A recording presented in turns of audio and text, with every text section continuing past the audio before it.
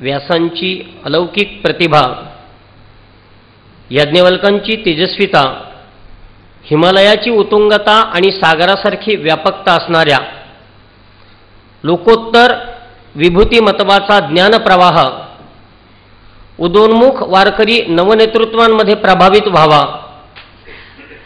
या विश्वाला, या जगाला संस्कृती रक्षणाची अशी मनगट मिळावीत, ज्या मनगटांच्या बाहुबलांमध्ये स्फुरणारं जे स्फुरण आहे ते स्फुरण विचारांचं असावं, ते स्फुरण वैदिक संस्कृतीला अगदी विकासाच्या दिशेनं नेणारं असावं. या उदात्त हेतूने प्रगमनशील ध्येयवादी, दुर्दम्य आत्मविश्वासू, प्रयत्नांची पराकाष्ठा आणि प्रचंड इच्छाशक्तीच्या जोरावर या आळंदीतील किंबहुना महाराष्ट्रातील सर्व वारकरी विद्यार्थ्यांच्या, साधकांच्या मनावर आपल्या भक्ती सामर्थ्याच्या जोराने अधिराज्य गाजविणारे आदरणीय वंदनीय डॉक्टर महाराजांच्या कृपाप्रसादाने आणि त्यांच्याच अंतःकरणातून मलिन बनत चाललेल्या तीर्थांना कुलीनतेकडे नेण्यासाठी भक्तीच्या जीवनातील आपली कर्तव्य विसरून भोगवादी आणि साम्राज्यवादी आपलं ध्येय समजणाऱ्या सर्व साधकांच्या जीवनामध्ये ज्ञानाची दिवाळी उभी राहावी, या उदात्त हेतूने साकारित होणारी ही ज्ञानेश्वरीची कार्यशाळा ज्ञानेश्वर महाराज संस्थान त्यांच्या सहकार्याने आणि महाराजांच्या असीम प्रयत्नाने साकारित होणाऱ्या कार्यशाळेला आणि महाराजांच्या चरणारविंदी साष्टांग दंडवत समर्पित करून दिलेली सेवेस तत्पर होण्याचा प्रामाणिक प्रयत्न करतो. 12व्या अध्यायातील 6वा श्लोक आहे आणि त्या 6व्या श्लोकाला आपण सर्वजण आता सुरुवात करत आहोत. हेतु सर्वाणि कर्माणि मयि सन्न्यस्य मत्परा अनन्येनैव योगेन मां ध्यायन्ते उपासते. कर्म इंद्रिये सुखे करेती कर्मे अशेखे जिये का वर्णविशेखे भागा आली. भक्तियोगाच्या या अध्यायामध्ये सगुण भक्ताचे लक्षण आणि त्या भगवंतापर्यंत प्राप्त होण्याचे उपाय परमेश्वर स्वतः आपल्या अर्जुनाला सांगत असताना, आपल्या लाडक्या सख्याला सांगत असताना आणि त्या सख्याला प्रमाणित करून भगवंताला हे जणू काही आपल्याला सांगायचं आहे असं समजून या भक्तियोगाच्या अध्यायाला नमस्कार करण्याचा आपण प्रयत्न करू. अर्जुनाच्या प्रश्नाने सुरुवात झालेल्या या अध्यायाला भगवंत उत्तर देताना म्हणत आहेत की अर्जुना, तुला माझ्यापर्यंत जर यायचं असेल तर तुला सर्व कर्म मत समर्पित करावे लागेल. कर्माचा कोणत्याही प्रकारचा भोक्तृत्व आणि कर्तृत्वाचा अभिनिवेश धारण न करता जर तू माझं ध्यान केलंस, जर तू मला ते कर्म अर्पण केलीस तर तू माझ्यापर्यंत येशील, यात कोणत्याही प्रकारचा संशय नाही, किंवा तू माझ्यापर्यंतच येशील. आणि हे करण्यासाठी तुला ध्यानाच्या मार्गाने उपासना करावी लागेल, हे भगवंत सांगताना म्हणतात. माझे जे काही भक्त आहेत अर्जुना, ती जी काही कर्म करीत असतील त्याच्या कर्मेंद्रियांच्या द्वारा सुखाने जी काही कर्म करतील ती कर्म त्यांनी वर्णाश्रमानुसार करावीत. कर्म इंद्रिये सुखे करीती कर्मे अशेखे जी एका वर्णविषयके भागा आली. भागा आली म्हणजे त्यांच्या वाट्याला आलेली वर्णाश्रमाच्या नुसार जी जी काही कर्म असतील ती कर्म त्यांनी प्रामाणिकपणे अनन्य होऊन जर केली तर त्यांच्याद्वारे तो भक्तियोग साधला जाईल असं भगवंत या ठिकाणी करतात. वर्णाश्रमानुसार आलेली जी कर्म आहेत म्हणजे ब्राह्मण, क्षत्रिय, वैश्य आणि शूद्र हे जे काही वर्ण आहेत त्या वर्णानुसार आणि भक्ती मार्गामध्ये ब्रह्मचारी असतील, संन्यासी असतील, साधक असतील, त्यांनी त्यांच्यानुसार वाटून दिलेली जी काही कर्म आहेत ती कर्म त्यांनी प्रामाणिकपणे केली तर तो त्यांच्याद्वारे भक्तियोगच साधला जाईल. विधी ते पाळित, निषेधा ते घालित, मज देऊनी जाळीत कर्मफळे. आणि त्यांना त्यांच्या कर्मफलाचा त्यांच्या ठिकाणी अभिनिवेश जर धारण करायचा नसेल तर त्यांनी काय करावं? विधी ते पाळित. ते जे माझे भक्त आहेत ते काय करतात? विधीनुसार, वेदाने सांगितल्यानुसार यथाविधी जी काही कर्म आहेत त्या कर्माचं पालन करतात आणि वेदाने सांगितलेली जी निषिद्ध कर्म आहेत, निषिद्धा ते गाळित, त्या निषिद्ध कर्माच्या वाट्याला देखील ते जात नाहीत आणि ती जे काही कर्म करतील विधीनुसार मज देऊनी जाळीत, ती मला देतात, मला समर्पित करतात आणि जी जी कर्म भगवंताला समर्पित केलेली असतात त्या कर्माचं कर्मफळ त्या भक्ताच्या ठिकाणी न राहता ते जळून जातं असं भगवंत सांगतात. यया परी पाही अर्जुना माझे ठाई, संन्यासुनी नाही करीती कर्मी. आणि याच पद्धतीनं, कोणत्या पद्धतीनं, ज्याला ॲज अ सिस्टीम वर्क आपण म्हणतो, म्हणजे ज्या पद्धतीनं सांगितलेले आहेत त्या पद्धतीनं अर्जुना हे माझ्या ठाई, माझ्या ठिकाणी ती कर्म समर्पित करतात. संन्यासुनी नाही करीती कर्म, आणि माझ्या हातातून ती घडलेलीच नाही आहेत असं ते स्वतःला मानतात. आणि असं मानण्याचा परिणाम काय आहे की माझ्या ठिकाणी कर्म समर्पित केल्या कारणास्तव त्यांना कर्मफलाचं जे कर्मफल आहे ते त्यांच्या ठिकाणी राहत नाही, आणि माझ्या ठिकाणी कर्म माझ्याकडून ती घडलीच नाही अशा पद्धतीनं ते अर्पण करतात. म्हणजे कर्माचा जणू ते अर्जुना संन्यासच करीत आहेत असं म्हणतात. आणि काही जे जे सर्व कायिक वाचिक मानसिक भाव, तया मी वाचून धाव अनवते नाही. आणि आणखी अर्जुना जे जे सर्व म्हणजे कायेने वाचेने मनाने, आणि काही जे जे सर्व कायिक वाचिक मानसिक भाव, तया मी वाचून धाव अनवते नाही. अर्जुना माझे जे काही भक्त आहेत, जे कायेने करत असतील, वाचेने करत असतील, म्हणजे मनाने करत असतील, म्हणजे त्यांचा कायिक वाचिक आणि मानसिक जो काही भाव असेल अर्जुना, तो मला समर्पित असल्यामुळं त्यांच्या त्या भावाला मी वाचूनी धाव, म्हणजे माझ्याशिवाय कोणत्याही प्रकारचं अनवती म्हणजे आणखी निदान नाही. म्हणजे त्यांची जी धाव आहे ती धाव माझ्यापर्यंतच आहे, आणि त्यांच्या त्या भावाला माझ्याशिवाय कोणत्याही प्रकारची अनवती म्हणजे आणखी दुसरा कोणत्याही प्रकारची धाव म्हणजे कोणत्याही प्रकारचा भाव त्यांना नाही आहे. ऐसे जे मतपर उपासिती निरंतर, ध्यान मिसे घर माझे झाले.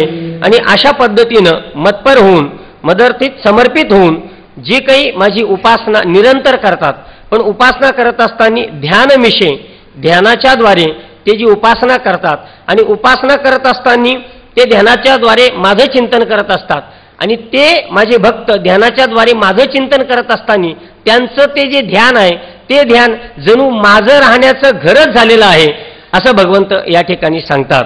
जयाची आवडी केली मजसी कुलवाडी, भोग मोक्ष बापुडी तेजिली कुळे.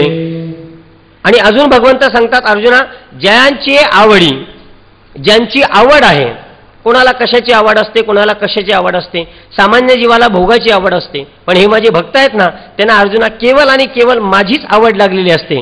आणि केवळ आवड लागलेली असते अशा प्रकारचा भाव नाही आहे, तर केली मजसी कुलवाडी, त्यांनी माझ्या ठिकाणी आवड निर्माण व्हावी यासाठी माझ्याशी कुलवाडी केलेला आहे, म्हणजे माझ्याशी व्यापार केलेला आहे. व्यापारामध्ये आदान प्रदान हा भाव असतो, म्हणजे एक वस्तू दिल्यानंतर दुसरी वस्तू घेतली जाते. या ठिकाणी भक्तांचा सर्व जो व्यापार आहे, सर्व जी कर्म आहेत ती माझ्या ठिकाणी समर्पित केल्या कारणास्तव त्यांनी जणू त्यांच्या आवडीनं, म्हणजे कोणतेही माणूस कर्म करत असताना आवडीनं कर्म करत असतो, मग माझी जी भक्ती आहे ना ती इतक्या आवडीने करत असतात की जणू त्यांच्या त्या आवडीनं माझ्याशी कुलवाडी म्हणजे व्यापार केलेला आहे. आणि व्यापार माझ्याशी करत असताना अर्जुना त्यांनी इतक्या सुखाचा त्याग केलेला आहे. भोग मोक्ष बापुडी तेजिली कुळे, म्हणजे एकच नाही तर भोगाची कुळं जी काही असतील, जे अष्टभोग सांगितलेले आहेत, सुगंध वनिता वस्त्र गीत तांबूल भोजन शय्या सुमन, या सर्व भोगांच्या त्यागाच्या कुळाचा त्यांनी त्याग केलेला आहे. आणि एवढंच नाही आहे तर त्यांनी मोक्षाचा देखील त्याग केलेला आहे. नलगे मुक्ती धनसंपदा, भगवंताशी आवड निर्माण करत असताना कुणी आम्हाला मोक्ष जरी दिला तरी त्या मोक्षाला आम्ही लाथ मारतो असा या ठिकाणी भाव भगवंत प्रतिपादित करतात. आणि मोक्ष आणि भोगाची कुळे तेजून त्यांनी माझ्याशी जणू काही व्यापार केलेला आहे असं भगवंत या ठिकाणी प्रतिपादित करतात. ऐसे अनन्य योगे विकेले जीवे मने अंगे, त्यांची काय एक सांगे जे सर्व मी करी. आणि अर्जुना अशा पद्धतीनं म्हणजे आतापर्यंत प्रतिपादित केलेली जी काही पद्धत आहे ती पद्धत, पण ती पद्धत अनन्य योगाच्या द्वारे काही पद्धतीने व्यवहार घडला जातो, पण त्या व्यवहारामध्ये फलाची अपेक्षा असते. या ठिकाणी कोणत्याही प्रकारच्या फलाची अपेक्षा नाही. आणि दुसरा मुद्दा असा, खुशामदीसाठी हे कर्म केलेलं नाहीये, तर अनन्य योगाने त्यांच्या योगाला किंवा त्यांच्या भक्तीला अन्य कोणत्याही प्रकारचा आश्रय नसल्या कारणास्तव अर्जुना त्यांनी केवळ मला आश्रय केलेला आहे, मला आश्रय केलेला आहे. याच्यात नवल नाही अर्जुना, विकिले जीवे मने अंगे, त्यांनी त्यांचं मन, त्यांनी त्यांचा प्राण, त्यांनी त्यांचा भाव, त्यांनी त्यांचा जीवभाव जणू मला विकलेला आहे, म्हणजे माझ्याशी व्यापार केलेला आहे.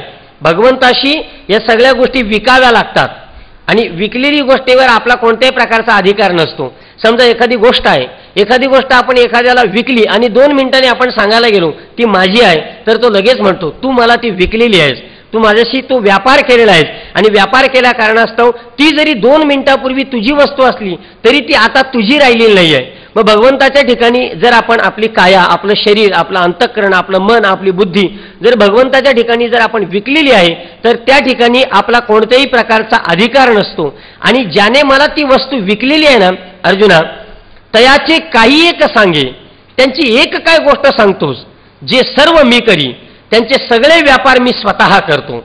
स्त्री जेव्हा लग्नाच्या दिवशी शेवटच्या मंत्राने आपल्या सर्व इच्छा आकांक्षा पतीच्या चरणाजवळ विकून टाकते, त्याला ती समर्पित करते. आणि समर्पित केल्या कारणास्तव 2 मिनिटापूर्वी त्याची जी मुलगी होती 2 मिनिटानंतर ती त्याची पत्नी झाली.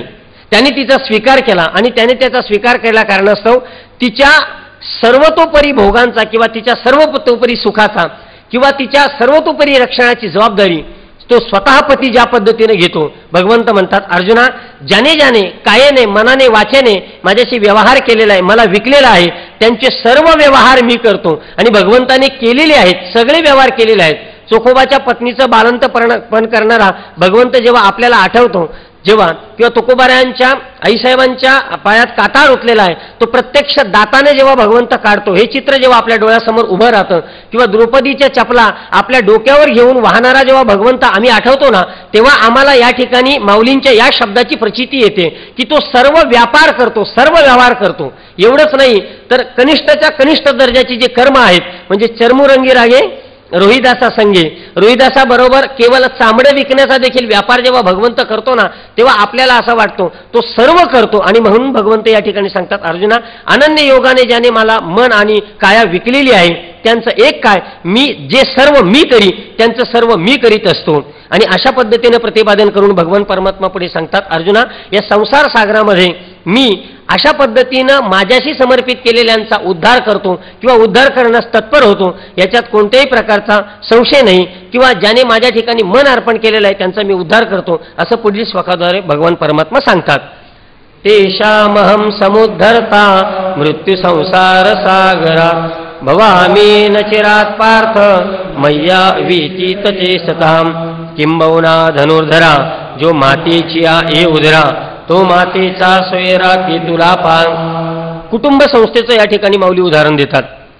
कारण गीता म्हटली की कोणत्याही राष्ट्राची उभारणी करायची असेल तर त्या ठिकाणी कुटुंब, शिक्षण, समाज आणि धर्म या 4 संस्था प्रबल असाव्या लागतात.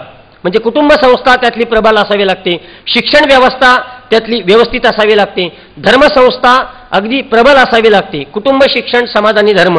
आणि गीतेमध्ये तो सर्व आशय उद्धृत झाल्या कारणास्तव माऊली ज्ञानोबाराय कुटुंब शिक्षण व्यवस्थेची, कधी धर्म व्यवस्थेची, कधी समाज व्यवस्थेची उदाहरण देतात. कारण गीतेमध्ये वसुदैव कुटुंबकमच्या द्वारे कुटुंब व्यवस्था, नहि ज्ञाने सदृशम पवित्रमिह विद्यते, याच्याद्वारे आमची शिक्षण व्यवस्था, स्त्रिया वैश्यस तथा क्षुद्र तेपी यांती परामगतीम द्वारे आमची समाज व्यवस्था, आणि स्वधर्म निधनम श्रेयस परधर्म भयावह द्वारे आमची धर्मसंस्था जेव्हा गीता बलकट करते, तोच विचार माऊली एका एका गोष्टीतून, एका एका ओवीतून तो या ठिकाणी स्पष्ट करतात. म्हणून कुटुंब संस्थेचं उदाहरण देताना कुटुंबातील अगदी असा घटकाचं उदाहरण देतात की ज्या घटकाला कोणत्याही प्रकारची उपमा नाही. भगवंत सांगतात किंबहुना धनुर्धरा, अजून काय अर्जुना तुला सांगावं, जो मातेची ए उदरा, जो मातेच्या उदराला येतो तो मातेचा सोयरा केतुलापा, जो मातेच्या उदराला येतो तो मातेचा सोयरा. अरे तो त्या आईचा सोयरा, सोयरा म्हणजे आवडता, केतुलापा किती होतो याला काय उपमा आहे का? खरं म्हणजे प्रश्नार्थिक वाक्य आहे, पण प्रश्नचिन्ह त्या ठिकाणी नाही आहे. अर्जुनाला भगवंत सांगतात आईच्या पोटी उदराला आलेला मुलगा असतो ना, त्या मुलाशी आई अनन्य असते. आई अनन्य का असते? कारण तो आईचा अंश असतो, तो आईचा अंश असतो, तो आईपेक्षा वेगळा नसतो. जरी तो उपाधीद्वारे वेगळा वाटत असेल, जरी तो तिच्यापासून वेगळा वाटत असेल, परंतु तो वेगळा नसतो. कारण अंश अंशाने तो केवळ तिचाच असतो. त्यामुळं त्याला झालेली जखम किंवा त्याला मिळालेली आवड ही आईला निर्माण होत असते, असं भगवंत या ठिकाणी सांगतात. तुकोबाराय देखील आईचं वर्णन करताना म्हणतात, लेकुराचे हित वाहे माऊलीचे चित्त. का? कारण तो तिचा अंश असतो. 9 महिने 9 दिवस तिने उदरात वाढवलेलं असतं. तिच्यासाठी त्याने खाल्लेल्या खस्ता असतात. म्हणून भगवंत या ठिकाणी म्हणतात, अर्जुना, माझा जो भक्त आहे ना, त्या भक्तावर मी आई होऊन प्रेम करतो, त्याला मी माझा मुलगा मानतो. आणि आई ज्या पद्धतीनं मुलाचे सगळे व्यापार करते, सगळे व्यवहार करते, त्याच्या सगळ्या इच्छा पूर्ण करते, भगवंता त्याच पद्धतीनं मी त्याचे सगळे व्यवहार पूर्ण करतो. आणि आई त्या मुलाचे व्यापार पूर्ण करते, व्यवहार पूर्ण करते, भोग पूर्ण करते. याच्यात नवल नाही तर तो मुलगा कसाही असू दे, म्हणजे शेंबडा असू द्या, कसाही असू द्या, तो त्याला प्रिय असतो. तुम्ही पहा, एखादं नाक वाहत असलेला मुलगा जेव्हा आपण पाहतो तेव्हा आपल्याला घृणा वाटते, पण आई त्याला लगेच घेते, पदराने त्याचं सगळं नाक साफ करते. म्हणजे काय 1 गुंठा 2 गुंठा जागा असेल ती सगळी साफ करते आणि आई त्याचा स्वीकार करते. त्याच्या गुणदोषाचा विचार करत नाही. भगवंत त्याच पद्धतीनं मी माझ्या भक्ताच्या गुणदोषाचा विचार न करता त्याचा स्वीकार करतो. हे पुढील ओळीद्वारे सांगतात, तेवी मी तया जैसे असती तैसिया कलिकाळानु कोनिया घेतला पटा. किंबहुना धनुर्धरा या शब्दाने, या श्लोकाने सुरुवात करताना अर्जुनाला सांगतात, अर्जुना, तेवी मी तया. तेवी म्हणजे आईच्या मायेने, मी तया मी स्वतः, तया त्याला, जैसे असती तैसिया माझे भक्त जसे असतील तसे. मग कोणी कोणत्याही प्रकारचा व्यापार करत असू द्या. आता संत रोहिदास हे चांभाराचा व्यापार करत होते, किंवा कोणी शेतकऱ्याचा व्यापार करीत होता, किंवा कोणी मांस खाण्याचा व्यापार करत होता, किंवा कोणी घोड्याचा खरारा करण्याचा व्यापार करत होता. कशाही पद्धतीचा व्यापार करणे असतील किंवा कसेही असतील, वाल्या कोल्यासारख्या अगदी भयानक माणसाचा स्वीकार करणारे भक्त आपण तरी करू शकतो का? आपण करणार नाही. कीर्तनाच्या किंवा सप्तामध्ये एखादा वेगळा माणूस आला तरी आपण त्याला हाकलून काढतो, तुझा इथे येऊ नकोस, तुझं काही इथं काम नाही. पण भगवंत कसंही असू दे तो त्याचा स्वीकार करतात. म्हणून त्यांनी म्हटलेलं आहे, तेवी मी तया, त्या पद्धतीनं म्हणजे आईच्या मायेने, जैसी असती तैसिया जसे असतील तसे. पण काय करतो मी, म्हणजे जसे असतील तसे त्यांचा स्वीकार करतो एवढं नाही आहे, तर त्यांच्या पाठीमागे लागलेला जो कलिकाल आहे ना, त्यांचा मी त्यांचा स्वतः पराभव करतो. कलिकाल नोकोनिया म्हणजे त्यांच्या कलिकालाचा पराभव करून घेतला पटा मी माझ्या पदरात घेतो. आई ज्या पद्धतीने मुलाला पदरात घेते ना अर्जुना, त्याच पद्धतीने त्यांच्या कलिकालाचा पराभव करून मी त्यांना पदरात घेतो, असं भगवंत या ठिकाणी सांगतात. आणि पुढे माऊली म्हणतात, एरवी तरी माझी या भक्ता आणि संसाराची चिंता, काय समर्थाची कांता कोरांन मागे. माऊली या ठिकाणी म्हणतात, एरवी तरी माझी या भक्ता. आणि हे आतापर्यंत मी तुला जे सांगितलं ते मरणोत्तर कालानंतर असेल किंवा मरणोत्तर कालाचं असेल, मेल्यानंतर मी त्याला गती देतो. पण एरवी तरी पाहिलं म्हणजे अजून तरी म्हणजे सामान्यतः जर तू पाहिलं तरी माझी या भक्ता, तरी त्या माझ्या भक्ताला. आणि संसाराची चिंता, माझ्या भक्ताला संसाराची चिंता असते काय? अरे असेलच कशाला? कारण काय उदाहरण देतात, काय समर्थाची कांता कोरांन मागे.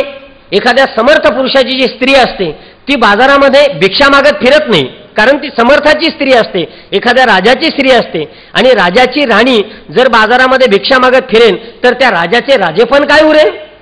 मग मौली म्हणतात की माझे जे भक्त असतात, अरे मी समर्थ आहे. किती समर्थ आहे?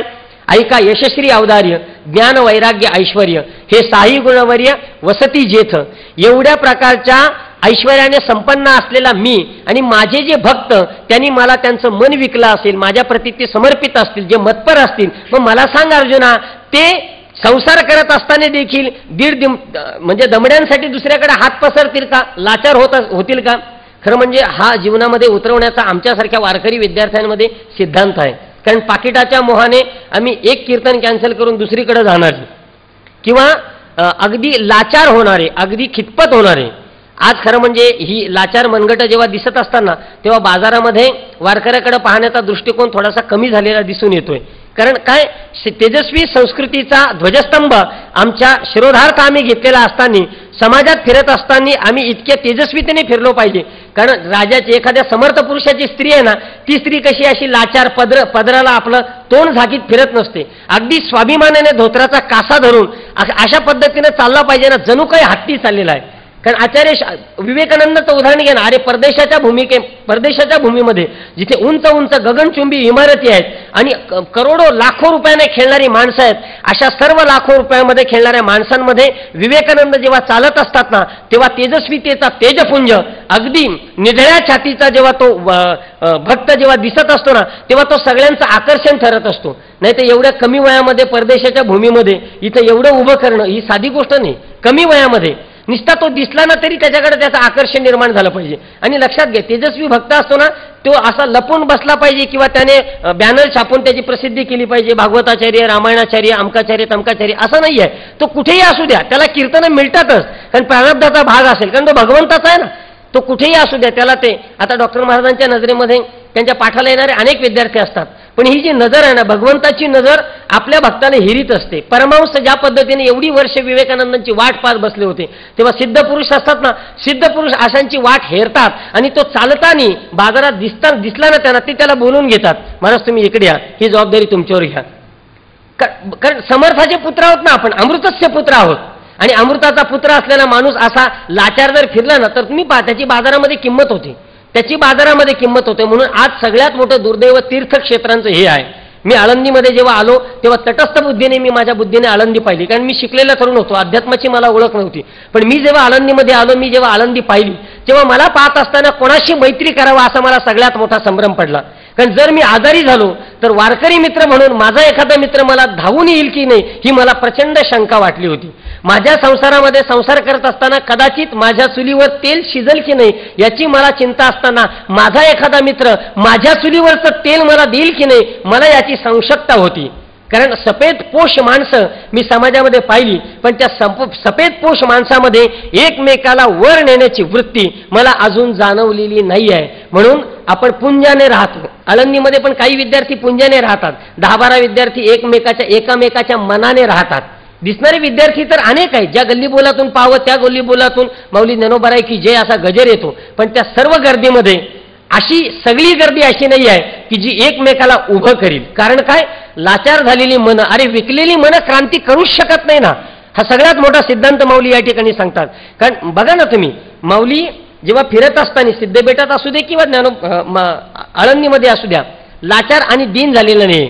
म्हणून विवेकानंदांच्या चरित्राचं वर्णन करताना विवेकानंदांनी भल्या भल्या हिमालयासारख्या पर्वताला जेव्हा प्रदक्षिणा घालत असतात तेव्हा विवेकानंद कोणाकडे काही मागत नाही, काहीच मागत नाही आहे. म्हणजे कोरांना पण त्यांनी मागितलेलं नाहीये. विवेकानंद असे निश्चित पडायचे, प्रचंड भूक लागलेली आहे, घामाच्या धारा वाहतात, डोळ्यातून अगदी भावाश्रू येत आहेत, तरी पण विवेकानंद कोणाकडे मुठभर भाकरीचा तुकडा विवेकानंदांनी मागितलेला नाहीये. मग कोणी जर आला तर विवेकानंदांकडे पाहायचा, अरे इतका तेजस्वी महापुरुष या ठिकाणी निश्चित पडलेला आहे, काय झालं. मग त्यांना ते भाकर देत असतील, ते भाकर विवेकानंद खायचे, पण कोणासमोर कधीही लाचार झालेला नाहीये. म्हणून पद, पैसा, प्रतिष्ठा आणि मठमंदिरांच्या जंजाळात अडकलेल्या वारकरी विद्यार्थ्यांना या ठिकाणी माऊली सांगू इच्छितात की तुम्ही अमृताचे पुत्र आहात, समर्थाचे पुत्र आहात. मग समर्थाचे जर पुत्र असताना तुम्ही जर केवळ आणि केवळ लाचारासारखे बाजारामध्ये फिराल तर तुम्ही तुमची किंमत करत नसून संपूर्ण संप्रदायाची किंमत करत आहात. तुम्ही तुमची किंमत करत नसून समर्थ माऊलींची किंमत करत आहात, तुम्ही तुमची किंमत करत नसून. कारण वारकरी जेव्हा फिरत असतो ना बाजारामध्ये, तर तो वारकरी स्वतः नसतो, तो कोणाचा पुत्र नसतो, तर प्रत्यक्ष संस्कृतीचा एक वाहणारा वाहक असतो, तो संस्कृतीचा घटक असतो. आणि जणू संस्कृती अशी थय्या नाचत असते असा जेव्हा भाव जर समाजामध्ये जागृत होईल ना तरच समाजामध्ये परिवर्तन होईल, अन्यथा समाजामध्ये परिवर्तन होऊ शकत नाही. म्हणून एरवी तरी माझी भक्ता आणि संसाराची चिंता, अरे संसाराची चिंता असेलच काय, कारण काय, समर्थांची कांता काय कोरांना मागे. पुढे माऊली सांगतात, तैसे ते माझे भक्त कलत रहे जाणीजे, काहीसे नाही न लाजे तयाचे नेमी. त्याच पद्धतीनं माझे भक्त, कोणत्या पद्धतीनं, अगदी समर्थाच्या त्या स्त्रियेच्या पद्धतीनं माझे भक्त कलत्र हे जाणीजे. कलत्र म्हणजे कुटुंब, बाबांनी कुटुंब असा उल्लेख केलेला आहे आणि काही ज्ञानेश्वरीमध्ये कुटुंबाचा पत्नी असा उल्लेख केलेला आहे. भगवंत सांगतात, अर्जुना मी त्यांना माझं समर्थत्व बहाल करतो याच्यात नवल नाही आहे, तर मी त्यांच्याशी अनुसंधान साधतो, त्यांच्याशी नातं जोडतो. कारण योग या शब्दाचा अर्थच आहे जोडणे, टू जॉईंट. योग म्हणजे जोडणे. अर्जुना जर ते अनन्य योगाने मला जोडलेले असतील तर मी अनन्य योगाने त्यांना जोडतो. पण त्यांना किती जोडतो, तर मी त्यांना माझं कुटुंब मानतो. तैसे ते माझे भक्त, तसे ते माझे भक्त कलत्र हे जाणीजी. म्हणजे मी त्यांना माझं कुटुंब जाणतो आणि माझं कुटुंब जर जाणत असेल ना, कुटुंब प्रमुख असतो ना, कुटुंबातल्या कोणत्याही माणसाची जबाबदारी उचलतो. बघा घरातला एखादा कर्ता पुरुष असतो ना, तर शेवटचा एखादा माणूस, घरामध्ये शेवटचा माणूस असतो ना, तो कधी पैसे कमवत नसतो, तो उन्हाळक्यासारखा त्या कानामध्ये हेडफोन घालून फिरत असतो. तुम्ही पहा, तरी पण त्याला भाकरी मिळतेच ना. का भाकरी मिळते? कारण तो जो मुख्य कुटुंब प्रमुख असतो ना, त्या संपूर्ण घराची तो जबाबदारी घेतो. भगवंत या ठिकाणी सांगतात की अर्जुना, कलत्र म्हणजे मी त्यांना त्यांचं जे घर आहे ना ते माझं कुटुंब मानतो. त्यांचं घर आहे माझं कुटुंब मानतो. आणि माझं कुटुंब मानत असताना कायसेनेही न लाजे, म्हणजे कोणत्याही प्रकारचं कर्म करत असताना न लाजे, मी लाजत नाही. तयाचे नेहमी, त्यांचं कोणत्याही प्रकारचं कर्म असू द्या ते कर्म करत असताना मी लाजत नाही. आणि एक महत्वाचा मुद्दा आहे, माणूस कोणतंही स्वतःचं कितीही घाणेरडं कर्म असू द्या ते माणूस करतो. मला सांगा, दुसऱ्याचं नाक कधी कोणी साफ केलेलं ऐकलंय का आपण? एखाद्या मित्राचं की मित्रा तुझं नाक फार वाहत आहे, जर मी साफ करतो माझ्या रुमालाने. नाही नाही नाही, का? स्वतःचा असेल ते किती बरबटलेलं असू द्या, माणूस अभिमानाने अगदी चार चौघामध्ये शिंकून, अगदी चार जोगामध्ये, जसं काय एखादा ज्याला आपण म्हणतो ना एखादा योग करतो का काय, असं ज्या पद्धतीनं असं ते शिंकून हे करतो का? कारण ते स्वतःच असतं ना. मग भगवंत म्हणतात, जर मी त्याची स्वतःची जबाबदारी उचललं ना तर त्याच्यातनं अगदी क्षीणच्या क्षीण दर्जाचं, अगदी घाणेरड्याच्या घाणेरड्या दर्जाचं, अगदी कोणत्याही प्रकारचं कर्म मी करतो यात कोणत्याही प्रकारचा संशय नाही. उच्च नीच काही नेने भगवंत, तिष्ठे भाव भक्त देखून या पदाच्या, या अभंगाच्या खालची जेवढी काही प्रमाण आहेत ती प्रमाणं याद्वारे माऊली या ठिकाणी सांगून हे उदाहरण आपल्याला स्पष्ट करतात. आणि माऊली म्हणतात, भगवंत म्हणतात की मी जेव्हा पाहिलं की या भवसागरामध्ये, या सृष्टीमध्ये प्रचंड असा भवसागर आहे, मोठ्या मोठ्या लाटा उचलतात आणि त्या लाटामध्ये सगळे जीव गटांगळ्या खातात. सायक्लोन येतो ना, सायक्लोन आल्यानंतर सगळे जीव कसे गटांगळे खातात तशा पद्धतीने गटांगळ्या खात असतात. आणि त्या गटांगळ्या खाणारी लोक जेव्हा मी पाहतो तेव्हा भगवंत म्हणतात, माझ्या अंतःकरणामध्ये कोणता विचार येतो तो माऊली या ठिकाणी स्पष्ट करतात. जन्ममृत्यूची या लाटी जळंबती या सृष्टी, ते देखून या पोटी ऐसे झाले. भगवंत म्हणतात, जन्ममृत्यूची या लाटी, या भवसागराच्या संपूर्ण समुद्र खवळलेला आहे, त्याच्या उंच उंच अशा लाटा येतात आणि त्या लाटांमध्ये झळंबती या सृष्टी, या सृष्टीमध्ये जन्ममृत्यूच्या लाटा, भवसागरामध्ये जन्ममृत्यूच्या प्रचंड अशा लाटा उचलतात आणि त्या लाटांमध्ये मी पाहतो. जसं आता मध्ये सुनामी लाटा आल्या होत्या आणि आपण टीव्हीला पाहिलं, त्या गाड्या कशा वाहत होत्या, त्या इमारती कशा जात होत्या, त्या सगळं कशा पाहत होत्या. एकाने तर माझ्या शेजारी म्हटलं की तेवढी लाट जर आपल्या आळंदीला आली असती आणि एखादी गाडी जर माझ्या धर्मशाळेच्या शेजारी अडकली असती तर काय रोग झाला असता का? है की नाही? त्या उंच उंच लाटांमध्ये त्या मी पाहतो. भगवंत म्हणतात, या भवसागरामध्ये मी ते सगळं पाहतो आणि सगळं पाहत असताना त्या गटांगळ्या खाणाऱ्या माणसाला मी पाहतो आणि माझ्या अंतःकरणामध्ये एक, माझ्या पोटामध्ये एक वाक्प्रचार आहे. पहा, पोटामध्ये गोळा येणं वाक्प्रचार म्हणजे एखादं बिभत्स, एखादं रौद्र, एखादं असं काही भयानक चित्र पाहिलं की पोटामध्ये असा गोळा येतो. भयानक चित्र पाहिलं की पोटामध्ये असा गोळा येतो. ते देखून या पोटी ऐसे झाले. भगवंत म्हणतात, त्या समुद्राच्या, भवसागराच्या प्रचंड उसळणाऱ्या लाटांमध्ये सामान्य म्हणजे संसार करणारे, गटांगळ्या खाणारे सगळे जीव मी पाहतो. अगदी किड्या मुंग्यासारखे गटांगळे खातात आणि मग माझ्या पोटामध्ये गोळा येतो. का माझ्या पोटामध्ये गोळा येतो? आई ज्या पद्धतीनं दुष्काळ पडल्यानंतर माझा मुलगा काय खाईल अशी आईला चिंता असते.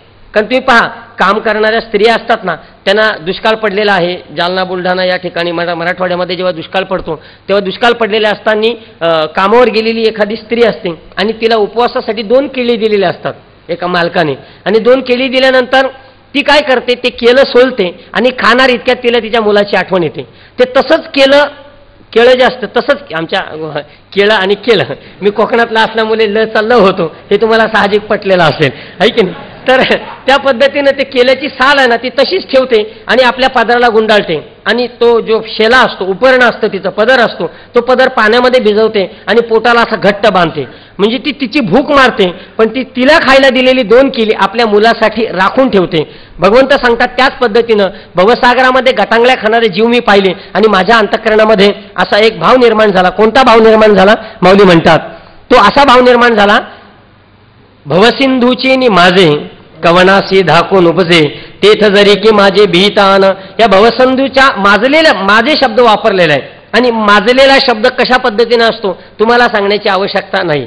माजलेला शब्द, माज येणं, हे मराठीमध्ये म्हण आहे. आणि कालच बाबांनी सांगितलं, मराठी भाषा या व्यासपीठावर येऊन अलंकारिक भाषांचा किंवा अगदी शुद्ध भाषेचा डांगोरा पिटवण्यापेक्षा जितके तुम्ही ग्रामीण भाषा वापराल तितकं माऊली ज्ञानोबारायांच्या 56 भाषेला तुम्ही न्याय देता असं या ठिकाणी होतं. आणि म्हणून मी अगदी निर्धोकपणे या ठिकाणी बोलतो. नाही तर मी आयुष्यात एवढ्या पवित्र व्यासपीठावर बसलोही नाही.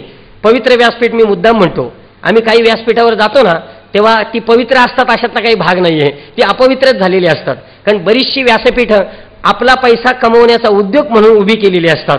त्यामुळं ती व्यासपीठं पवित्र असतील याच्यात शंका नाही. पण एवढ्या मोठ्या पवित्र व्यासपीठावर माझं खरं म्हणजे ऊर भरून आलं होतं. पण इथं तुम्हाला रडवण्यात काय गंमत, आणि ते बाबांना पटतही नाही. पण भवसिंधूची नाही माझे, माजलेला भवसागर, खवळलेला समुद्र जसा असतो ना, त्या खवळलेल्या समुद्रामध्ये कवळासी दाखवून उपजे, कोणाला भीती वाटणार नाही बरं? सगळ्यांना भीती वाटेल ना. तिकडं आता ओडिसाला सायक्लोन आला होता, तर आळंदीतली काही लोक घाबरली होती. ओडिसाला आळंदीतली काही लोक घाबरली होती. त्याला म्हटलं एकादशी उपवास का सोडला आणि जेवून का घेतो? तो म्हणतो सायक्लोन आला तर परत जेवायला भेटल नाही भेल याची मला खात्री आहे. कारण भीती वाटते सगळ्यांना. म्हणून भवसिंधूची ने माझे कवणासे दाखवून उपजे, कोणाला धाक बरं उपाजणार नाही. तेच जरी की माझे बिहिते अन, तेच जरी की माझे अर्जुना, म्हणजे त्या ठिकाणी जरी की माझे अर्जुना, तिथे माझे जरी असतील, माझे भक्त जरी असतील तरी भीते अन, त्यांना काही भीती वाटणार नाही का? आणि त्यांना भीती वाटू नये म्हणून, किंवा त्या भवसागराच्या प्रचंड लाटामध्ये ते वाहून जाऊ नये म्हणून मी काय केलं, तो उपाय भगवंत या ठिकाणी सांगतात. म्हणून गा पांडवा मूर्तीचा मेळावा करुणी त्यांच्या गावा धावती आलो. आणि म्हणून अर्जुना, मूर्तीचा मेळावा म्हणजे अमूर्त स्वरूपात असलेला मी परमात्मा त्या माझ्या भक्तांना भवसागरातून तारून नेण्यासाठी मूर्त रूप धारण करतो. आणि एकच मूर्त रूप धारण करत नाही, तर मूर्तीचा मेळावा, मेळावा म्हणजे समुदाय, अनेक अवतार घेतो, अनेक मूर्त रूपाने येत असतो. आणि येऊन काय करतो, माऊली म्हणतात करुणी त्यांच्या गावा धावती आलो. म्हणजे मूर्त स्वरूपाचे म्हणजे अवताराचे समुदाय मी धारण करतो आणि त्यांच्या गावाला येतो. आता आपलं गाव कोणतं? आळंदी हे आपलं गाव नाही, आपलं मृत्यूलोक हे आपलं गाव आहे. म्हणजे मी पाषाण्याचा जरी असेल शहापूर तालुक्यातला, तरी कीर्तनाच्या खाली टाकताना मी थोडासा अभिनिवेश धारण करताना म्हणतो आळंदी हे टाका.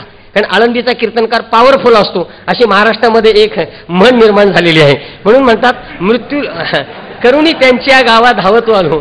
त्यांच्या मृत्यूलोक, हो काही लोक पाहा तुम्ही, लोक राहतात आळंदीत पण खाली टाकतात वृंदावन धाम, खाली टाकतात वृंदावन धाम. आता हे का टाकतात का नाही मला माहिती नाही, पण लोक टाकतात. आता महाराष्ट्रातली सगळी लोक म्हणजे महाराष्ट्रातली सगळी लोक जर अज्ञानी नसती, म्हणजे अज्ञानी शब्द मुद्दाम वापरतो, तर 750 वर्षे झाली माऊली ज्ञानोबारायांच्या ज्ञानेश्वरीला. आज ती ज्ञानेश्वरी घराघरात खेळली असती. दुर्दैव असं आहे, ज्ञानेश्वरीवर बोलणारा कीर्तनकार बऱ्याच महाराष्ट्रातल्या लोकांना आवडत नाही. ही सगळ्यात मोठी खंत आहे. आणि बाबांनी काल सांगितलं 100 वर्षानंतर, एका साहित्यिकाचं, एका मोठ्या तत्ववेत्तेचं नाव घेतलं, 100 वर्षानंतर ज्ञानेश्वरी शोभेची वस्तू होईल की काय अशी प्रचंड भीती वाटायला लागलेली आहे. म्हणून एका पांडवा मूर्तीचा मेळावा करुणी त्यांच्या गावात धावतो आलो. आणि म्हणून मूर्तीचा मेळावा अनेक अवतार धारण करून अर्जुना मी त्यांच्या मृत्यूलोकीला गावाला धावत येतो. आणि नुसते लोकाला धावत येत नाही, तर मी त्यांची व्यवस्था लावतो. भगवंतांनी आपल्याला तारण्यासाठी कोणती व्यवस्था लावलेली आहे हे या ठिकाणी सांगतात. नामाची या सहस्रवरी नावा या अवधारी सजून या संसारी तारू झालो. भगवंत सांगतात नामाची या सहस्रवरी, अर्जुना सहस्रवरी म्हणजे हजारोच्या पटीनं मी नावा तयार करून ठेवलेल्या आहेत, मी होड्या करून तयार करून ठेवलेल्या आहेत. असं म्हणतात संकट येऊन व्यवस्था करण्याच्या पेक्षा संकट येण्याच्या अगोदर जर तुम्ही व्यवस्था केली तर ते शहाणपणाचं लक्षण ठरतं. भगवंत म्हणतात की मी नामाच्या, माझ्या नामाच्या, म्हणजे राम असेल, कृष्ण असेल, गोविंद असेल, ही जी विष्णू सहस्रनामामध्ये दिलेल्या ज्या हजारो जी नावं आहेत ना, ती नावं नसून केवळ नावं आहेत. माझ्या नाव आहे सहस्त्रवरी, नामाची या सहस्त्रवरी नावा या अवधारी.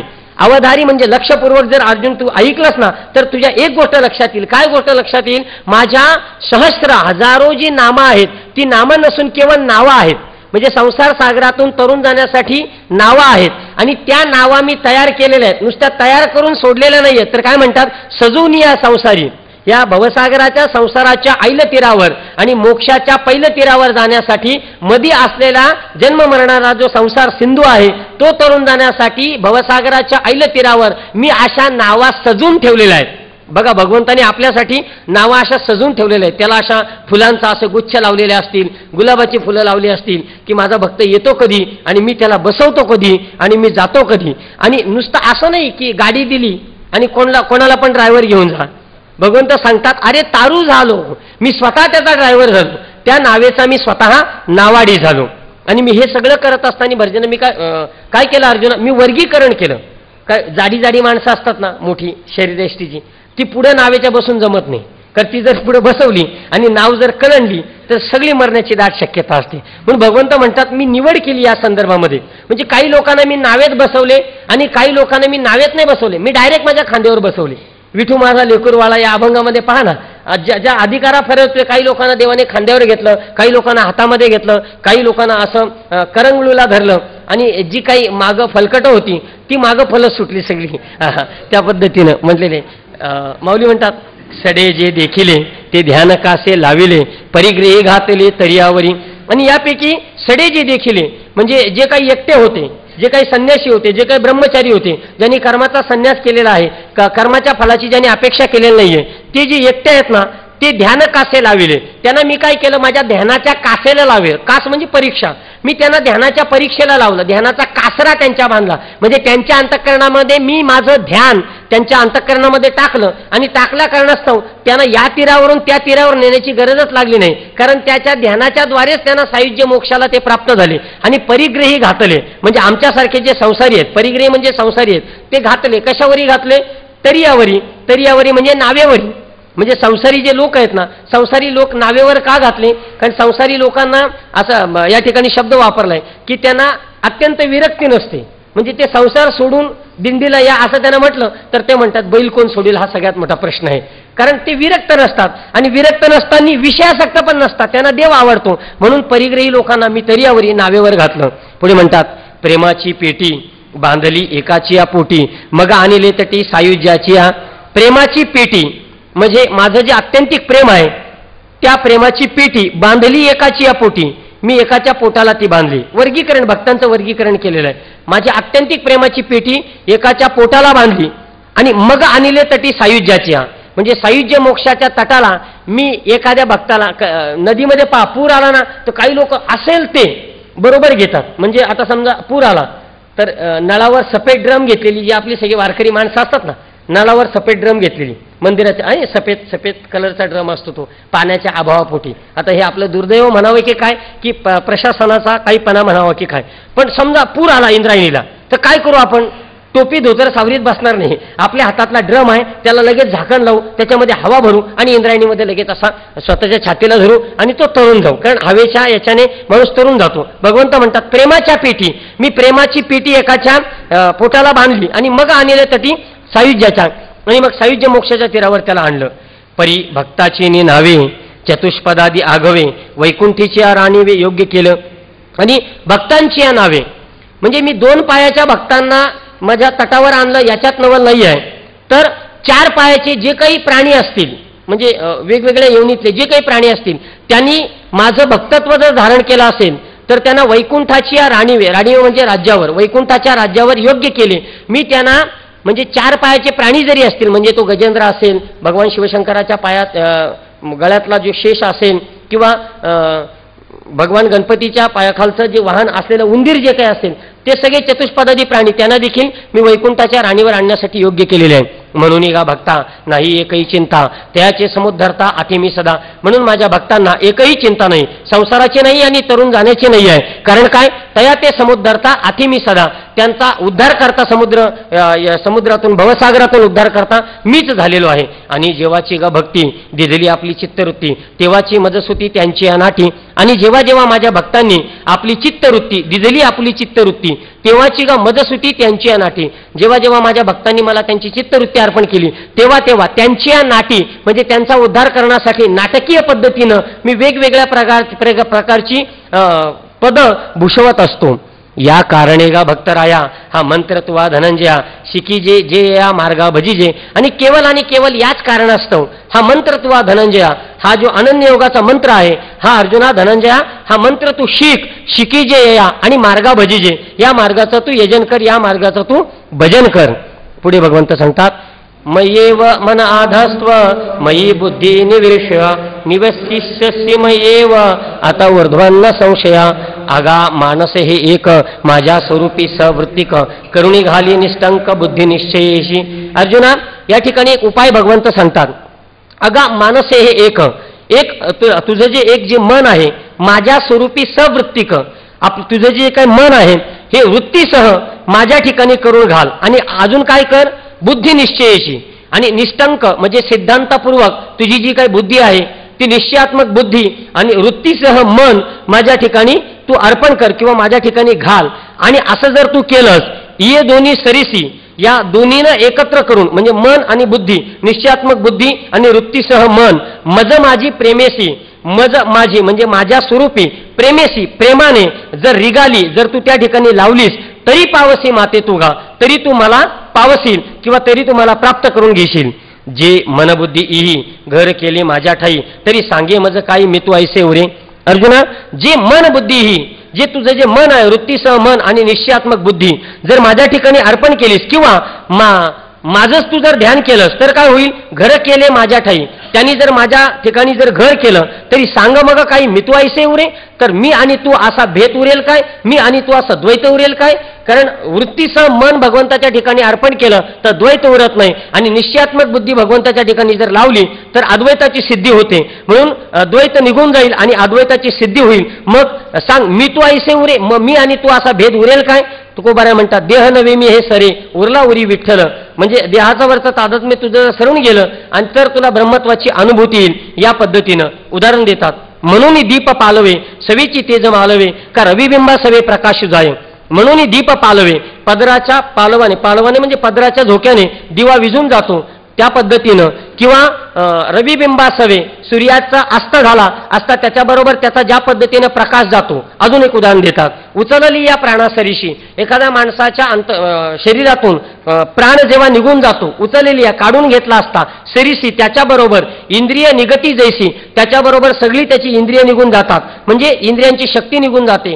तैसा मनोबुद्धीपासी अहंकार आहे. त्याच पद्धतीनं जो अहंकार आहे तो भगवंताच्या ठिकाणी तुला येऊ देत नाही, तुझ्या मन आणि बुद्धीला तो बाहेर खेचतो. अर्जुना, जर मन आणि बुद्धी तू माझ्या ठिकाणी लावली तर मन आणि बुद्धीचा पायीक असलेला अहंकार बरोबर मन आणि बुद्धी बरोबर माझ्याच ठिकाणी लागला जाईल.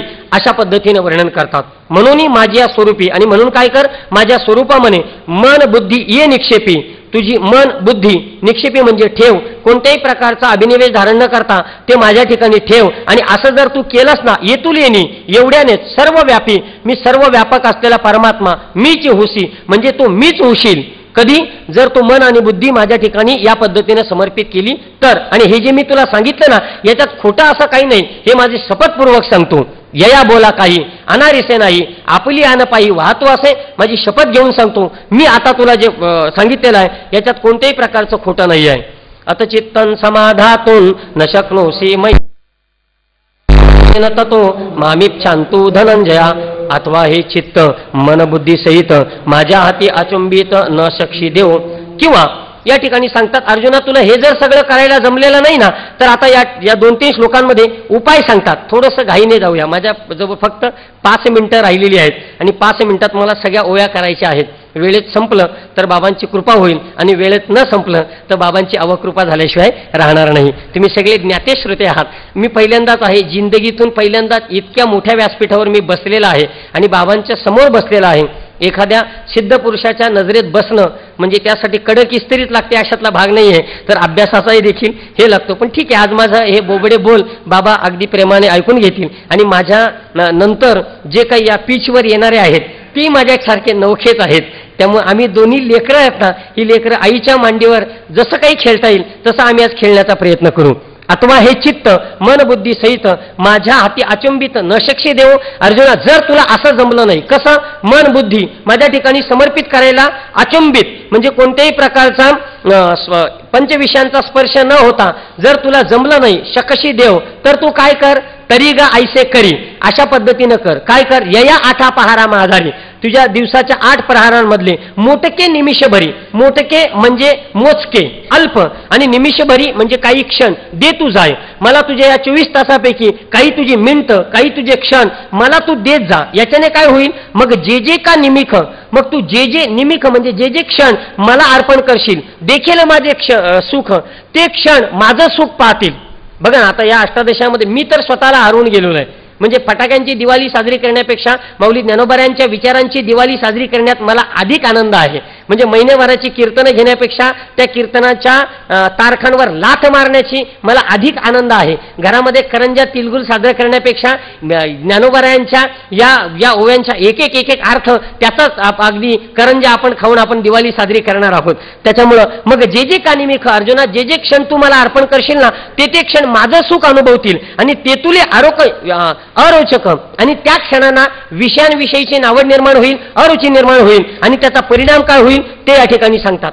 जैसा उदाहरण देतात, शरद कालू रिगे आणि सरिता ओटू लागे तैसे चित्त काढेल वेगे प्रपंचोनी. जैसा शरद कालू रिगे, शरद ऋतू आला असता सरिता ओटू लागे, नद्या या ओसरू लागतात, तैसे चित्त काढेल वेगे प्रपंचोनी. म्हणजे तसं चित्त क्षणाक्षणाने तुला प्रपंचातून बाहेर काढील.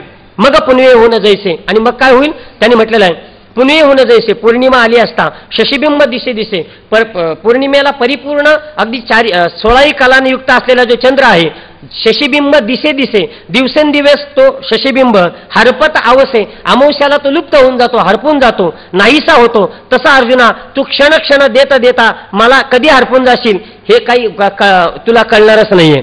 तैसे भोगा आतुनी निगता चित्त मज, तैसे भोगा आतुनी निगता चित्त मज माझी रेगता, हळूहळू पांडुसुता मीच होशील. मग तसं भोगातून हळूहळू तुझं जे चित्त आहे ते चित्त काढून माझ्या ठिकाणी प्रवेश होईल त्या चित्ताचा आणि हळूहळू पंडिसुता मीच होशील आणि हळूहळू तू मीच होऊन जाशील तुझ्यात ना माझ्यात. म्हणजे मी भक्त आणि तू देव किंवा मी कृष्ण आणि तू अर्जुन अशा प्रकारचं कोणत्याही प्रकारचं द्वैत राहणार नाही. अगा अभ्यास योग म्हणिजे तो हा एक जाणीजे, येणे काही न निपजे ऐसे नाही. या ठिकाणी अभ्यास योगाचं महत्व भगवंत प्रतिपादित करतात. जर तुला ते जमलं नाही मग तो अभ्यास कर. अगा अभ्यास योग म्हणिजे, आणि अभ्यास योग कशाला म्हणतात ना, तो हा एक जाणीजे, तो हा एकाला तू जाण, येणे काही न निपजे ऐसे नाही. आणि अभ्यासाने काही साध्य होत नाही असं नाही, अभ्यासाने सर्व गोष्टी साध्य होतात. प्रॅक्टिस मेक मॅन परफेक्ट असं आपण म्हणतो. अभ्यासाने सगळ्या गोष्टी साध्य होतात. नंतर म्हणतात अभ्यासाने कोणकोणत्या गोष्टी साध्य होतात. पण अभ्यासाचे बळे एका गती अंतराळे, व्याघ्र सर्प प्रांजले एके केले. अभ्यासाच्या बळाने अंतराळामध्ये म्हणजे अंतरिक्षामध्ये माणसाला एका गतीने चालता येतं. जसे कल्पना चावला आकाशामध्ये काही न करता ती अवकाशामध्ये गेलेली आहे अभ्यासाच्या जोरावर. व्याघ्र सर्प प्रांजळे, सर्कसमध्ये प्रचंड हिंस्र असलेला वाघ जो आहे तो वाघ पण बिस्किटं खायला लागतो. सर्कसमधला वाघ बिस्किटं खातो, पाहिलं तुम्ही असं. कारण काय, अभ्यासाच्या बळावर त्याला ती ट्रेनिंग दिली जाते. किंवा सर्प प्रांजले, काही साप असतात, गारुडी त्या सापाला घेऊन असा बरोबर घेऊन तर गारुडी झोपत असतो सापाला, कारण त्याला तो साप चावत नाही. काय, अभ्यासाच्या जोरावर हे सगळं शक्य होतं.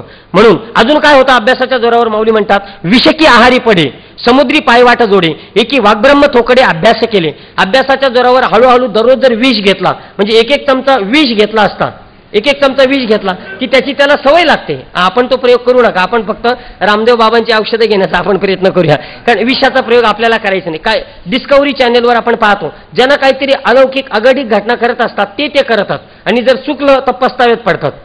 त्या मागे एका तरुणाने नाही का पुलावर स्टंट केला, म्हणजे द्रुत मार्गाचं पूल येत नाही, या पुलावरून त्या पुलावर मोटरसायकलने उडी घेण्याचा स्टंट केला, खाली पडला आणि टांगापलटी घोडं फरार झाले त्याचे सगळ्या अभ्यासाच्या बळावर. आणि म्हणून विषकी आहारी पडे समुद्री पायवाट जोडे, या अभ्यासाच्या बरोबर समुद्रातून पण जायला लागतं. आणि एकी वाग्ब्रह्म थोकडे, अभ्यासाच्या बरोबर वाग्ब्रह्म थोकडे म्हणजे वेदांना देखील कमी करता येतं, वेदाला देखील आपल्या जिभेवर धारण करता येतं. ते याज्ञवल्क ऋषी आहेत ना, याज्ञवल्क ऋषीने त्यांच्या गुरुची आणि त्यांची काहीतरी भांडण झाली, त्याच्या द्वारावर त्या गुरुनी त्यांना सांगितलं मी तुला वेद शिकवलेला आहे. मग तो असा तेजस्वी असलेला याज्ञवल्क म्हणतात अरे तुम्ही मला वेद शिकवलेला आहे ना, तर मी तुमच्या समोर वेद असा ओकून टाकतो. म्हणजे हे काय दादागिरीने बोलले नाही, त्यांनी सांगितलं एका राजाच्या घरी तीर्थ घेऊन जा. तो राजा भोगी होता आणि भोगी असलेल्या राजाच्या घरी मी तीर्थ घेऊन जाणार नाही. म्हणून श्रीमंतांच्या घरी जर आपले वारकरी तरुण जर नाचले नाही आहेत ना, तर याज्ञवल्क प्रत्येक धर्मशाळेतून उभे राहतील. आज सगळ्या धर्मशाळांकडे पाहिले ना तर केवळ आणि केवळ विटा मातांच्या म्हणजे विटांनी रचलेल्या त्या केवळ भिंती दिसतात, विटांनी रचलेल्या केवळ भिंती दिसतात. त्याच्यामध्ये धर्मकार्य करणारी अशी माणसं तेजस्वी दिसत नाही, फक्त खिचडी शिजवणारी माणसं मात्र दिसतात. खनाखन असा खिचडीचा आवाज येतो. एकी वाग्ब्रह्म थोकडे अभ्यास केले म्हणून अभ्यासाशी काही 2 मिनिटात म्हणून अभ्यासाशी काही, म्हणून अभ्यासाला काही सर्वथा दुष्कर नाही. अभ्यासाला काहीच दुष्कर नाही आहे. या लागी माझ्या ठाई अभ्यास मिळे. म्हणून अर्जुना काय कर, अभ्यासाच्या जोरावर माझ्या ठिकाणी मिळ असं सांगतात. अभ्यासेप्य समर्थोसी मत्कर्मो परमो भव मदर्थमपि कुर्वाणी कुर्वन् सिद्धिम वाप्स्यसि. का अभ्यासाही लागी कसं नाही तुझी अंगी तरी आहासी जया भागी तैसाची आस. अर्जुना, जर अभ्यासासाठी कसं नाही तुझी अंगी, तुझ्या अंगामध्ये जर अभ्यास करण्याचं बळ नसेल तरी आहासी जया भागी तैसाची आस. जसं असशील तसा आस, ज्या ठिकाणी असतील त्या ठिकाणी आस. जसं तू कर्म करत असतील ते तू कर्म कर. पण या ठिकाणी गमक सांगतात. काय गमक सांगतात? इंद्रियांना कोडी, इंद्रियांचं दमन करू नकोस किंवा इंद्रियांचा निग्रह करू नकोस. म्हणजे याचा अर्थ भगवंतानं इंद्रियांचा निग्रह करायला सांगितलं. नाही तर जाईल तिकडे वाट जाऊ दे अशी इंद्रिय पळू देऊ नकोस. शक्य असेल तर त्यांना अडवण्याचा प्रयत्न कर. भोगातेन तोडी, म्हणजे भोगाचा त्याग करू नकोस असं नाही, पण भोगाचा त्याग केल्याशिवाय राहू नकोस. अभिमान न संडी, तुझा अभिमान सोडू नकोस. भगवंत असं नाही तर अभिमान न म्हणजे अभिमान धरण्याचा प्रयत्नही करू नकोस. स्वजातीचा, स्वतःच्या जातीचा. जातीचा शब्द वापरताना या ठिकाणी माऊलींना जात शब्द वापरायचा नाही. जसं आता साडी, माडी, कोली, लोहार, सुतार, चांभार अशा जाती आहेत आणि त्याचं प्रत्यंतर आपल्याला आळंदीमध्ये आल्याशिवाय राहत नाही. कारण 99% धर्मशाळांची नावं जातीवाचकच नावं आहेत. जातीवाचकच नाव आहे. अमक्या अमक्या जातीची धर्मशाळा, तमक्या तमक्या जातीची धर्मशाळा. मग या ठिकाणी एकत्वाची भावना कशी रूढ होईल हा सगळ्यात मोठा प्रश्न आहे. म्हणून त्यांनी म्हटलेलं आहे स्वतःच्या जातीचा, जातीचा म्हणजे स्वतःच्या धर्माचा. म्हणजे तू क्षत्रिय आहेस ना, क्षत्रिय धर्मानुसार त्याचा अभिमान ठेव. तू क्षत्रिय असतो त्याचा अभिमान. वारकऱ्याचा बाबा सांगत असतात, वारकऱ्याचा माणसाला प्रचंड अभिमान असावा. मी वारकरी आहे याच्यापेक्षा सगळ्यात मोठा अभिमान असावा. म्हणजे एखाद्या कार्यक्रमाला आपण गेलो, इकडे श्रीमंतांची रांग आहे, इकडं मोठ्या मोठ्या कर्तृत्ववान पुरुषांची रांग आहे आणि मध्ये एखादा वारकरी असेल तर बागुल बगल्यागती बसू नका, स्वाभिमानाने ताठमान ठेवून बसा. कारण काय, आपल्याला स्वतःचा अभिमान असला पाहिजे की मी वारकरी आहे, मी या सगळ्यांपेक्षा मोठा आहे. कारण हे सगळेजण असतील त्यांच्या कर्तृत्वाने जरी का किती मोठी श्रीमंत मिळवित असतील तरी ते त्याची श्रीमंती नाशवान आहे, नाश पावणारी आहे. आणि मी जे ज्ञान घेत असतो ते माझं ज्ञान हे अविनाशी आहे. म्हणून या सगळ्यांपेक्षा मी श्रेष्ठ आहे असा अर्जुनाला सांगत असताना तू धनुर्धारी म्हणजे क्षत्रिय आहे त्याचा अभिमान ठेव. कुलधर्मानं चाली, विधी निषेध पाळी, मग सुखे तुझं सरली दिदली आहे. अर्जुना, तुझ्या कुलधर्माचं आचरण कर, विधी निषेध पाळी म्हणजे विधीने सांगितलेल्याचं पालन कर आणि विधीने त्याचा निषेध सांगितलेला आहे ती वेदाची आज्ञा मोडू नकोस, त्याचं देखील तू पालन कर. मग सुखे तुझं सरली दिदली आहे. आणि मग सुखाने कर्म करण्याची सरळी म्हणजे मोकळीक अर्जुना मी तुला दिलेली आहे. परी मने वाचा देह जैसा जो व्यापार होय तो मी करीत आहे ऐसे न करी. अर्जुना, परी मने वाचा देह, मनाने, वाचने, देहाने म्हणजे कायिक, वाचिक, मानसिक तू जो जो काही व्यापार करशील तो मी करीत आहे असा अभिनिवेश धारण करू नकोस. तो भगवंत करत आहे असंच तू म्हण. करणे का न करणे हे आगवीची तुची जाणे, विश्व चळत तसे जेणे परमात्मेनी. हे करावं किंवा करू नये असा हे करावं किंवा करू नये असा विचार तू करू नकोस. हे आगवीची तूची जाणे, तो परमात्मा हे सगळं जाणत असतो. विश्व चलत असे जेणे परमात्मेने, त्या परमात्म्याच्या सत्तेने विश्व चालत असतं. म्हणजे मी हे करीन किंवा मी हे करणार नाही, म्हणजे मी यांना मारीन किंवा हे मरणार आहेत असा तू काय अभिनिवेश धारण करू नकोस. कारण ते करणारं मी आहे. उन्हे पुरियाचे काही उरोनेदी आपुल्या ठाई, सदा त्याची करुणे ही जीवित आहे. उन्हे पुरियाचे काही म्हणजे हे एखादं उन्हा आहे किंवा एखादं कर्म कमी राहिलं किंवा एखादं कर्म पूर्ण झालं. उरोनेदी आपल्या ठाई, तुझ्या ठिकाणी अशा प्रकारचा भाव उरू देऊ नकोस. सदा त्याची करुणी घे जीवित आहे. सदा त्याची म्हणजे सारख्याच जातीचं म्हणजे दोन्ही कर्म त्यांना समान माग आणि हे करून तू तुझं जीवन जर जगलास तर तुझ्या जगण्याला एक वेगळा सुगंध प्राप्त होईल. कशा पद्धतीने सांगतात, मालिये जेऊ ते नेले तेऊ ते निवांतची गेले त्या पाणी आयसे केले होआ घ्या. एखाद्या माल्यानं पाठ रचला आणि पाठ रचल्यानंतर ते पाणी ज्या दिशेने जातं त्या दिशेने ते पाणी असा विचार करत नाही की माझ्या मनाने मी या दिशेला गेलो पाहिजे. नाही नाही नाही, माळ्याने जी दिशा ठरवून दिलेली आहे, माळ्याने जे डायरेक्शन ठरवून दिलेलं आहे त्याच दिशेने ते जे पाणी पळत सुटतं. मग ते विचार करत नाही मला कुठे जायचंय किंवा मी इकडे गेलो तर माझं काय होईल, पडेल का, रडेल का, धडेल का, काही असा विचार करत नाही. तू त्या पाण्याप्रमाणे अर्जुना जा. म्हणून प्रवृत्ती आणि निवृत्ती ये ओझी नेगे मती अखंड चित्तवृत्ती माझी आठाई. म्हणून प्रवृत्ती आणि निवृत्ती, एखाद्या कर्मामध्ये प्रवृत्ती झाली पाहिजे आणि एखाद्या कर्मामध्ये निवृत्ती झाली पाहिजे असं ओझ नेघे मती तुझ्या बुद्धीवर घेऊ नकोस. आणि अखंड चित्तवृत्ती माझ्या ठाई, तुझी जी चित्ताची वृत्ती आहे ना ती कर्माच्या प्रवृत्तीमध्ये आणि कर्माच्या निवृत्तीमध्ये गुंतून ठेवू नकोस. तर ती कुठं गुंतून ठेव, ती अखंड तुझी चित्तवृत्ती आहे ती माझ्या ठिकाणी गुंतून ठेव. आणि सुभटा हा शब्द वापरून अर्जुनाला पुढे भगवंत सांगतात, एरवी तरी सुभटा उजू का अव्हाटा रथ काही खटपटा करीत असे. अर्जुनाला उदाहरण देतात, हे सुभटा, हे अर्जुना, एरवी तरी पाहिलं असता उजू का अव्हाटा. उजू म्हणजे सरळ, अव्हाटा म्हणजे आडवाट. जो रथ असतो ना अर्जुना, तो फक्त चालत असतो. तो वाट सरळ आहे की वाकडी आहे असा करीत नसतो. तो रथाचा जो रथी आहे ना, तर रथी ज्या पद्धतीनं चालवी अर्जुना, त्याच पद्धतीनं तो रथ जात असतो. आणि जे जे कर्म निपजे ते थोडे बहुन म्हणिजे, निवांतची अर्पिजे माझ्या ठाई. आणि तू जे जे काही कर्म करशील ते जे काही कर्म आहे ते थोडे बहुन म्हणिजे, म्हणजे ते कमी झालं किंवा अधिक झालं. बाबा म्हणतात ना, तुम्हाला पाठात काही समजलं नाही ना तर राग मानून घेऊ नका, म्हणजे क्लेश मानून घेऊ नका, दुर्बलतेची प्रचिती घेऊ नका. या शब्दांचा तुमच्या कर्म इंद्रियावर, तुमच्या ज्ञान इंद्रियावर, तुमच्या बुद्धीवर त्याचं आलंबन होतं ना, एवढं जरी तुम्ही केलं ना तरी भगवंत पुढचं पुढं पाहून घेईन, तरी भगवंत पुढचं पुढं पाहून घेईल. तुम्ही काही करू नका. आम्ही जेव्हा वृंदावनला महाराज श्री गेठे महाराजांनी आम्ही जेव्हा गेलो होतो तेव्हा त्या ठिकाणी एक मोठे साधू आहेत, तर त्या आश्रमामध्ये काहीतरी भांडण झाली. आश्रमामध्ये कधीतरी भांडणं होताच. आश्रम म्हटला म्हणजे समूह म्हटला की समूहामध्ये कलह येत असतात, कारण वेगवेगळ्या प्रवृत्तीची माणसं एका ठिकाणी येत असतात. नल तुम्ही चालू केला, भांडीच घासले नाही तुम्ही, झाडूनच काढलं नाही तुम्ही. विद्यार्थ्यांची पण आपली छोटी छोटी अशी भांडणं होत असतात. घरात नवरा बायकोची भांडण होतं तर आश्रमात विद्यार्थ्यांची झाली, त्यात काय नवल आहे. तर समूह आलं की अशा गोष्टी होत असतात. मग समूहामध्ये त्या ठिकाणी एक मोठे ऋषी आहेत बाबांसारखे स्थितप्रज्ञ, ते शांत बसले होते. आणि एक जण आला, तो प्रमुख आला आणि त्यांनी सांगितलं, त्या आश्रमामध्ये काही मुली वगैरे शिकायला होत्या. मग त्यांनी सांगितलं यांची काहीतरी 2 मुलींची भांडण झाली.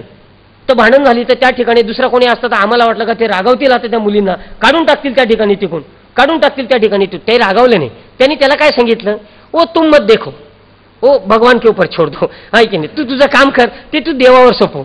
म्हणजे अर्जुनाला या ठिकाणी सांगतात, अर्जुना तू सगळं काही कर पण माझ्यावर ते सोपव. ऐसिया मदभावना. आणि अशा पद्धतीनं मदभावना, अशा पद्धतीनं अखंड अनुसंधान साधून माझ्या ठिकाणी तनु त्यागी अर्जुना.